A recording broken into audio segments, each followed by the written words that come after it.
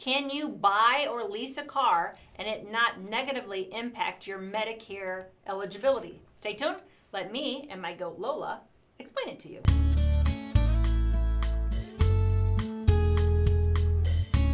This is my goat Lola. She's a lap goat. She might get up during this video, but she was here for another video, and I asked her if she wanted to stay for Medicare Family video, which is why I'm dressed like this. And please don't drink my necklace. So, does buying a car affect your Medicare eligibility? The answer is no. You're thinking of Medicaid. Now, Medicaid has income and asset requirements, and Medicaid varies by all 50 states. So, in general, buying a car will impact your Medicaid eligibility, not Medicare.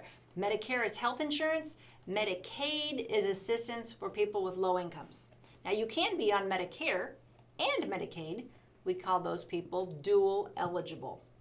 So if you want to know about buying a car and leasing a car, because leasing a car doesn't count against it, but if you want to talk about buying a car, inheriting assets, you need to talk to somebody in your state or call us, and we will advise you on your Medicaid eligibility.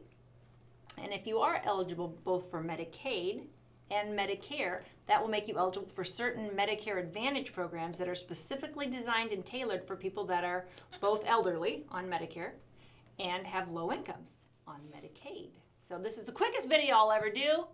Part of it is because I'm afraid she's going to poop on me any second. But if you have questions, please call our office. My family, the Medicare family, wants to help you, or ask us in the comments and we'll get right back to you.